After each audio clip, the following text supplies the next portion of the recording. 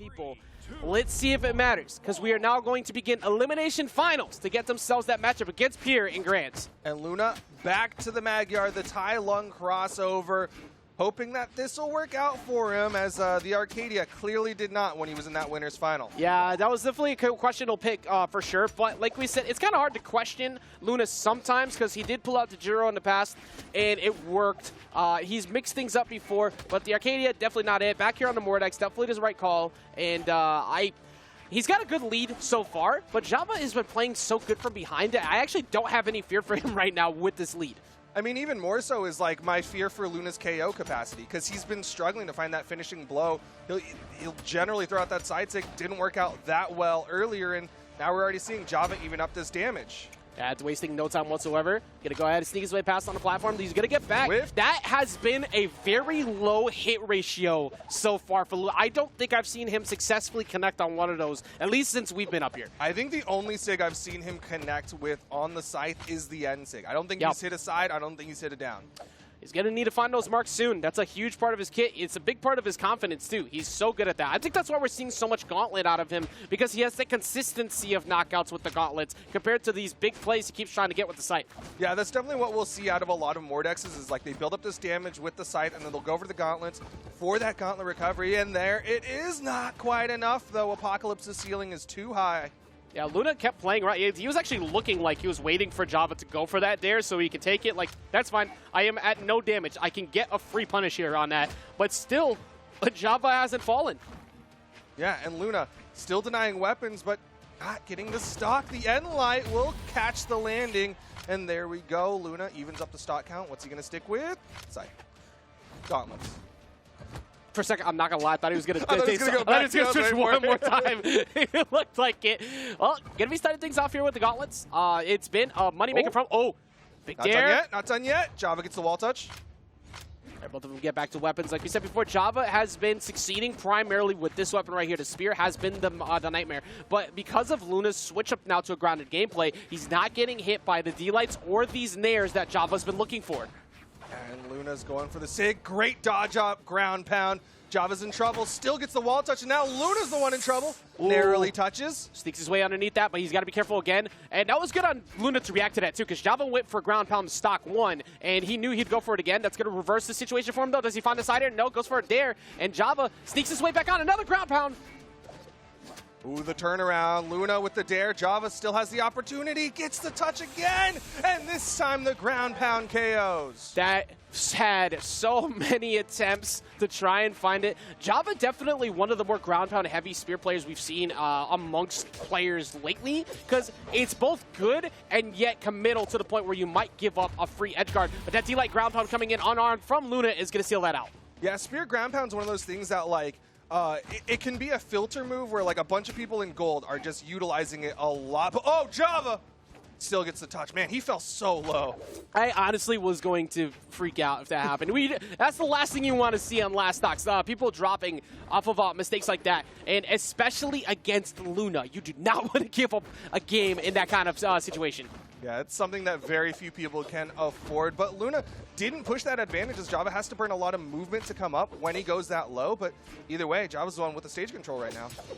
D-Light side air is going to give him that continued stage control. He's going to just walk his way back on. Quick movement off the platform, trying to sneak his way in. But Java's patience at center has just been so good.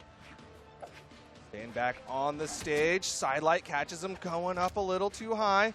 Not quite in downlight recovery territory.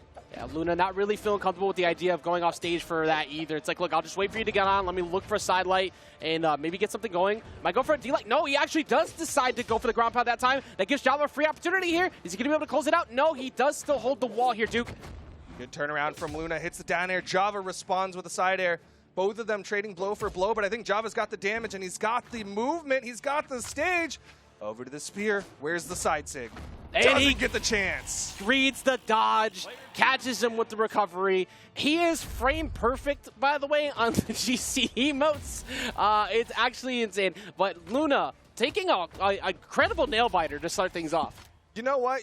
Credit to Luna for not having a taunt to get bodied situation. He only does it when he wins the game. Yeah, you can't get bodied if the game's over. Yeah. Exactly. It's like the next game doesn't count if you body me on the first stock. That's not the same. It's a different game. It doesn't matter. Different situation. I don't know what you're talking about. But Java, of course, going to be sticking with the Hattori. Good damage split on Luna's side, 235 on the side, 303 on the Gauntlets. On the other side, Java leaning a little bit more into his spear than his sword. Yeah, that's, I mean, like we said, that's just been the main thing. He's been so good at it. It's like, why change it at this point? You know, like, it's been your main win condition, which has still been, it's thrown us all off. Every caster's been so surprised because it's that one weapon that's still left from the transfer over the Bodvar. But he's just found this new love in using the spear because it's just been so consistent for him so far. I kind of get it in the sense that, like, even when he played Bodvar, he wasn't a sword Bodvar. That's actually a good point. So he's just like, well, either way, I'm swapping the other thing, and this is just that awkward secondary that I'm keeping alongside. Yeah, always had huge plays, consistent ability to land Russian Mafia, and just was styling on you with Hammer in a way that you don't normally see. So I guess that kind of has transitioned over in a similar way to the way he's been playing the spear. Oh, Luna going for some trickiness with that up toss into the downlight. Didn't get too much off of it, but he's still keeping the damage build onto Java. The last time he had a lead like this, and Java got the first stock. So he's got to be able to play around this. Does get the read on that. Actually, didn't even believe in the read. Just positioned himself, but never pulled the trigger on the recovery. Yeah, I kind of expected maybe a dodge down on that one because he fast fell really low. Either way, he gets disarmed. Edge guard situation, goes back in with the downlight, hits a recovery. Java keeping the pressure, dodges through. Tried to wait it out as long as possible too to go for the instant scythe recovery, but never pulled the trigger. And now Java once again starts off with a damage deficit and yet gets the first stock. And he's been really clean about that off the stage downlight where you don't jump for the side air. He's hit it multiple times, great recognition, and Luna does manage to clean up the stock count, but he's going to want a weapon. He's not going to get either. That was amazing play around the weapon stall to instead force him to be unarmed, and now Java, coming out of that stock, is actually in complete advantage. Yeah, he denied both weapons from Luna and took 2 more away from Luna. Luna has been unarmed for the entirety of Java's second stock. That's actually insane so far. Java has been untouched. He came out of that stock and he has had complete control. That's not how this is supposed to work out. And now Luna's gonna have to figure something out. He's finally starting to find some hits onto Java, but still, Java had built up so much of a lead, and Luna generally struggling to finish off the stocks of Java. Luna gonna force him over to the ledge. At least he's getting more damage on now. He goes for a second one right there. Tried to get him on it, which would have closed it out, but now recovery coming back in here. Weapon toss actually comes out and it helps him out in the moment that he needed it most. That was really fortunate for Luna because it narrowly went around the edge of that soft platform, which Java was trying to use for cover. Still has the gauntlets, and he'll have the recovery as Java has no dodge to avoid that one. Luna, yeah, he's not going to juggle one more time. He's like, I need to keep a weapon. No, I'm holding on to it, and that's going to be instantly evened up. Also, I really like how even if Luna didn't go for just a straight up read, I feel like he was going to go for that recovery instantly anyways, because the last 2 times he had Java in that position, he dodged. So he's reading through him. Weapon toss down, actually big play, but the recovery does sneak him back on. Java's been fighting back from the depths time and time again, where Luna tries to pressure him in the offstage. It's very tense right now between both of them. Center stage. Trying to find opener is actually like the most questionable thing to try and do when it's these 2 players, because Java's been, like you said, way more neutral heavy of late, but it's Luna. You just can't afford to get hit by him right now. He's got sight. And Java read the dodge down, but just didn't go the correct direction there. Downlight, double downlight, into the side air, damage advantage.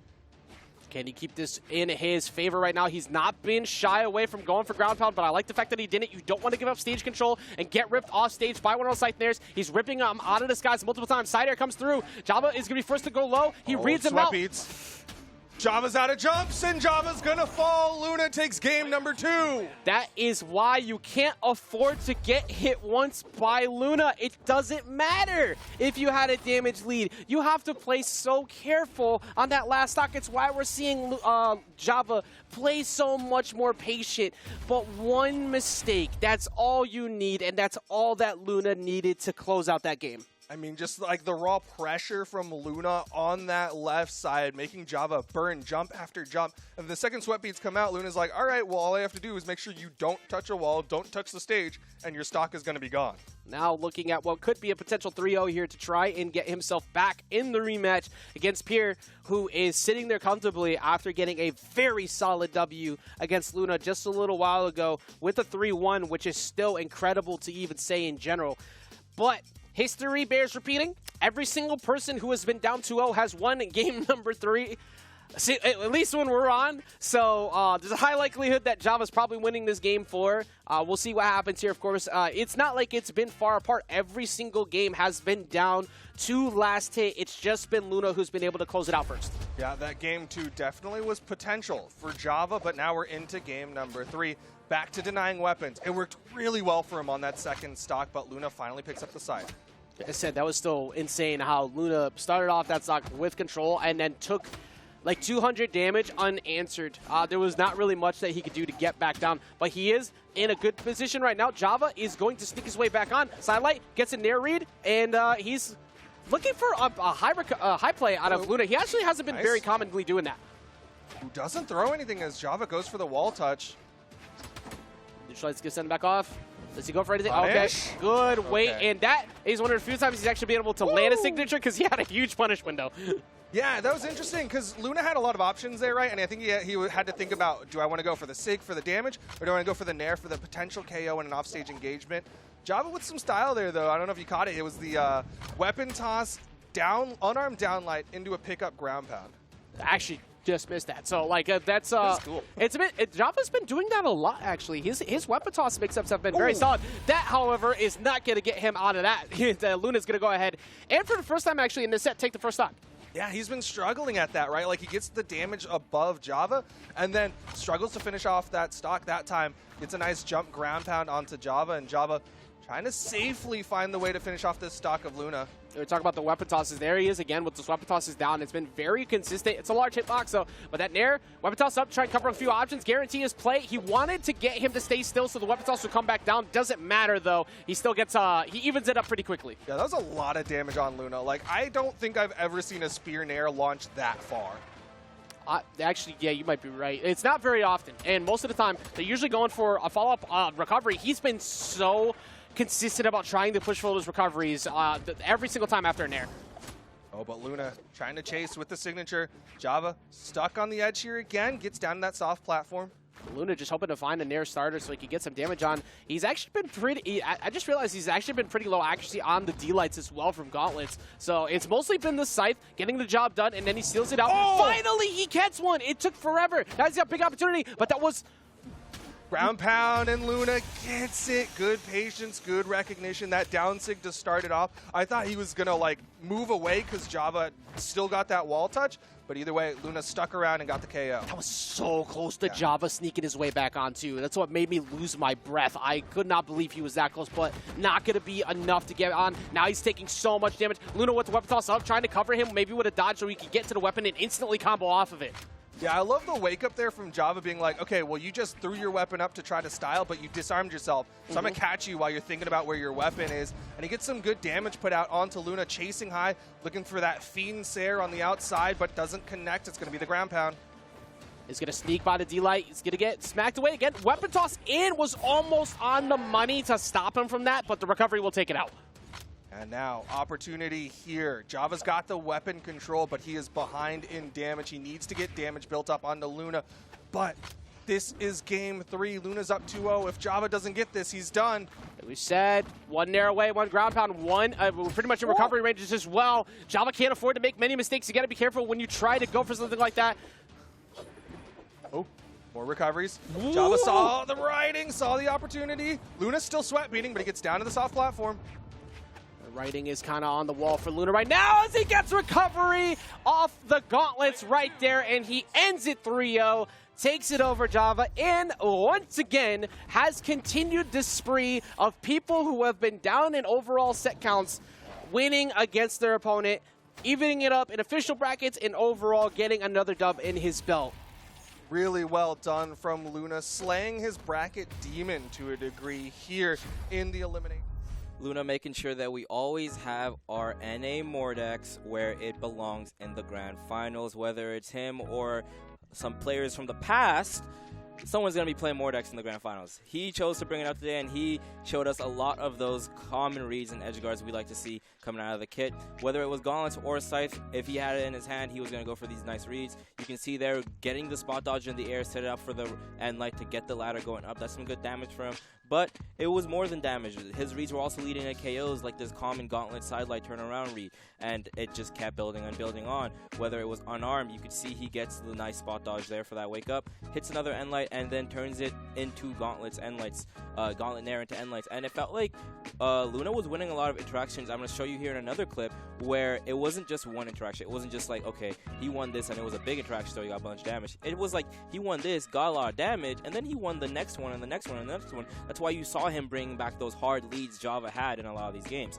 So yeah, we can see that and he goes back on stage and comes back on stage, and it's the exact same thing. More damage from unanswered by Java. You can see he started off in red, but now he's basically brought it back and has map advantage versus Java.